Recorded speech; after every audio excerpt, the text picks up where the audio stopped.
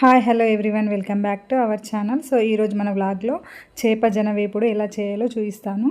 First time ఎవరైతే నా ఛానల్ని చూస్తున్నారో వాళ్ళు వెంటనే సబ్స్క్రైబ్ చేసుకొని పక్కనే ఉన్న బెల్ సింబల్ని క్లిక్ చేయండి. నేను చేసిన ప్రతి ఒక్క వీడియో మీకు నోటిఫికేషన్ లాగా వస్తుంది. ఫస్ట్ మనం ఇప్పుడు వర్షాకాలం సీజన్ కదా, సో ఫిష్ తీసుకున్నప్పుడు ఫిష్ ఎగ్స్ అనేవి మనకు చాలా ఎక్కువగా వస్తాయి అన్నమాట. సో ఇంకా మా హస్బెండ్ అయితే నైట్ తీసుకొచ్చాడు ఫిష్, ఇంకా ఎగ్స్ అయితే చాలా వచ్చాయి. ఇంకా దాంతోనైతే ఫ్రై అయితే చేస్తున్నాను. సో ఇవేనండి ఫిష్ ఎగ్స్.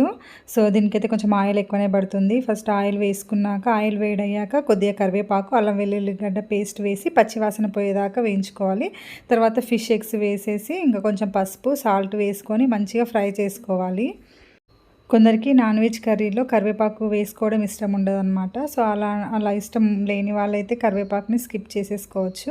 సో మన అల్లం వెల్లుల్లి పేస్ట్ ఇంకా ఆనియన్ పేస్ట్ కూడా వేసుకోవచ్చు. నేనైతే ఇక్కడ ఆనియన్ పేస్ట్ అయితే ఏం వేసుకోవట్లేను. సో మనం ఏదైనా ఫ్రై చేసేటప్పుడు స్టవ్ అనేది కొంచెం సిమ్లోనే ఉంటే బాగుంటుంది. హైలో పెట్టి మనం ఫ్రై చేస్తున్నప్పుడు కింద మాడిపోతుంది, లోపల అనేది పర్ఫెక్ట్గా కుక్ అవ్వదన్నమాట.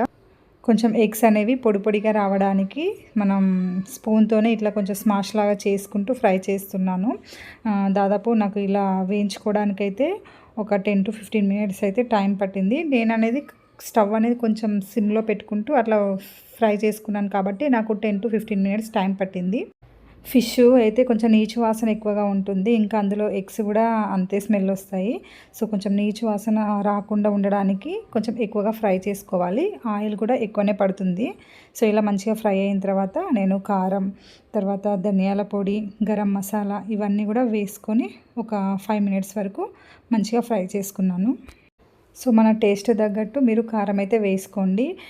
ధనియాల పొడి, గరం మసాలా వల్ల కొంచెం స్మెల్ రాకుండా ఉంటుంది, టేస్ట్ అనేది కూడా బాగుంటుంది.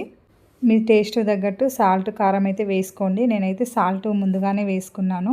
కారం అయితే చివరిలో అంటే మంచిగా ఫ్రై అయిన తర్వాత ఒక 5 మినిట్స్ ఆఫ్ చేసే ముందు కారం వేసుకొని కలిపేసుకుంటే సరిపోతుంది.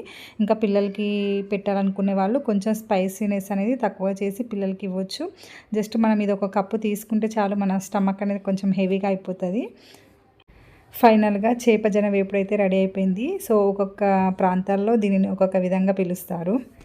ఈ వర్షాకాలం సీజన్లో మనకు ఇది ఎక్కువగా దొరుకుతుంది. సో మనకు ఏ సీజన్లో ఏ ఫుడ్ ఎక్కువగా దొరుకుతుందో ఆ సీజన్లో ఖచ్చితంగా తీసుకోవాలి.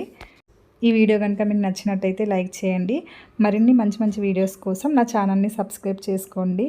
లైక్ చేయండి, షేర్ చేయండి. లాస్ట్ వరకు నా వీడియో చూసినందుకు చాలా థ్యాంక్ యూ. Bye bye.